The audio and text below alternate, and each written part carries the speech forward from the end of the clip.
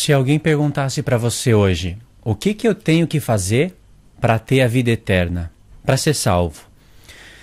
Se você fosse um calvinista, certamente você iria responder, primeiro você tem que ir em Efésios 2, a partir do verso 5. E você tem que ler até o verso 9. Não leia mais, leia só até o verso 9. E aí lá você vai encontrar Paulo falando que a salvação é pela graça, mediante a fé. E isso não é dom do homem, é dom de Deus. E não vem por obras, para que ninguém se glorie. Então, a própria fé que te salva vem de Deus. Então, você não tem que tentar se salvar, não tem que tentar fazer alguma coisa para ser salvo. E existe ainda um outro grupo de pessoas que prega uma santificação no lago de fogo. Ou seja, se você se tornou filho de Deus,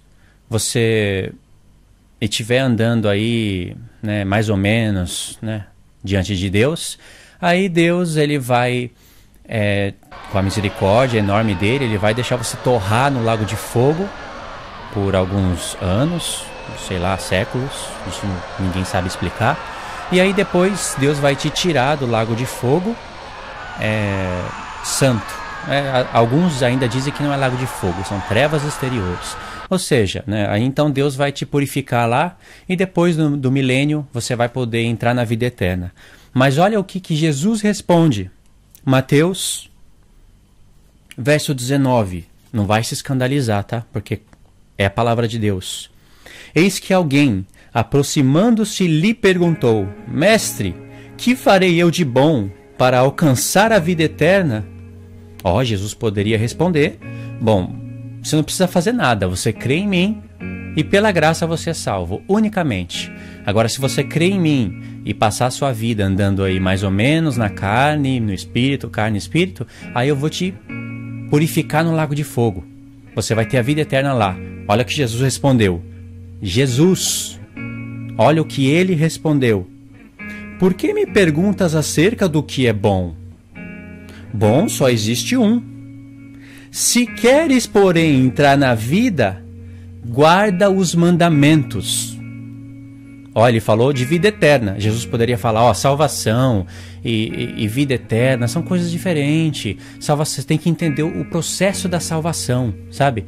Você tem que entender como o Espírito Santo te salva primeiro o corpo, e depois a alma, e depois o espírito. Você entendendo isso, você vai poder andar de uma maneira que você vai herdar a vida eterna. Jesus não falou isso. Ele falou, você quer ser salvo? Guarde os mandamentos. Quer entrar na vida eterna?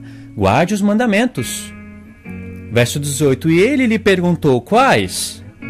Olha só a pergunta, quais? Porque ele guardava alguns mandamentos. Aí Jesus respondeu, não matarás, não adulterarás, não furtarás, não dirás falso testemunho. Essas são as boas obras. Honra teu pai e a tua mãe, e amarás o teu próximo como a ti mesmo.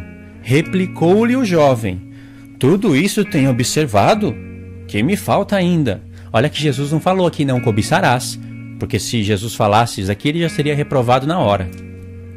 E isso não quer dizer que é impossível a pessoa viver sem cobiçar, porque senão é impossível a pessoa viver sem guardar a lei de Deus.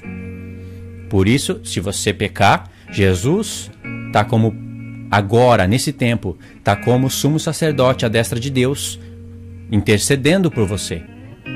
É diferente. Verso 21. Disse-lhe Jesus, se queres ser perfeito, vai, vende os teus bens, obras, e dá aos pobres, e terás um tesouro no céu. Esse tesouro não é obras, não é galardão, que a pessoa fez obras e vai ter galardão. A pergunta foi, o que eu vou fazer para ter a vida eterna? E Jesus falou, você conhece os mandamentos? Guarda eles. Porque aquele que guarda os mandamentos está praticando as boas obras e sendo guiado pelo Espírito.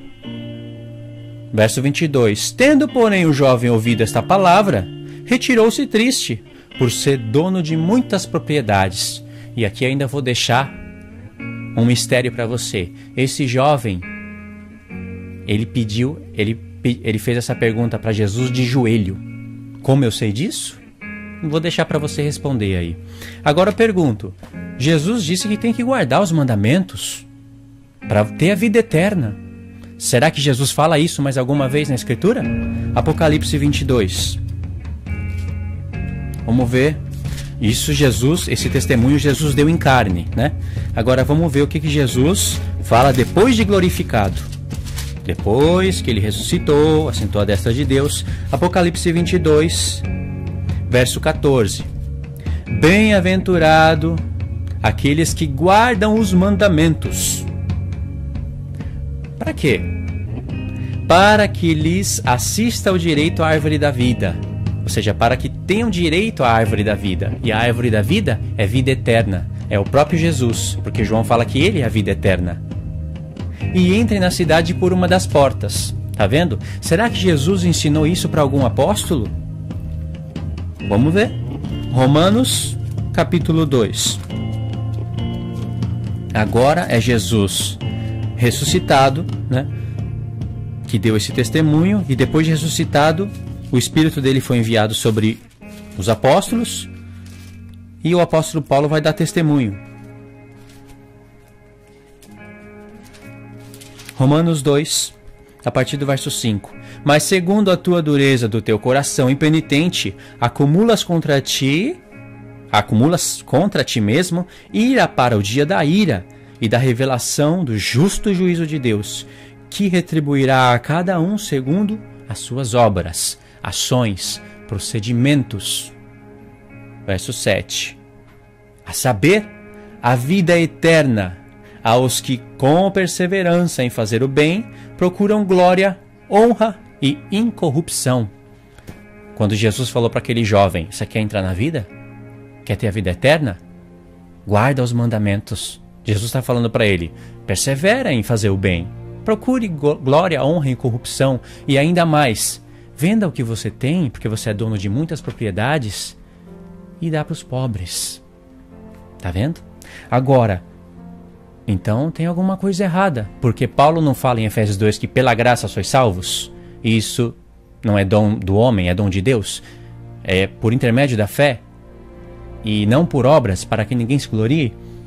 Essa leitura está sendo feita de maneira errada, porque se anulou contexto imediato. Não foi nenhum contexto lá de outro capítulo longe, não. Foi contexto imediato.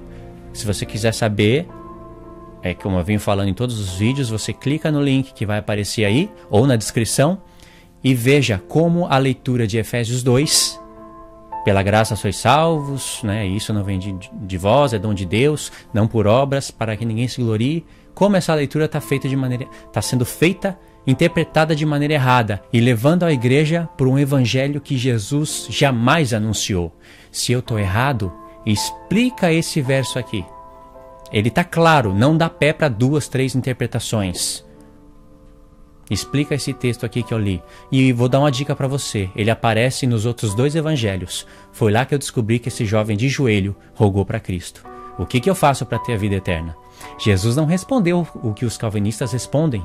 Jesus não respondeu para ele o que a doutrina DSM responde, dano da segunda morte. Ok? Observe as escrituras. Preste atenção nas palavras de Jesus e dos apóstolos. Esqueça os livros. Eles vão te levar para um caminho torto. Ok? Deus te abençoe.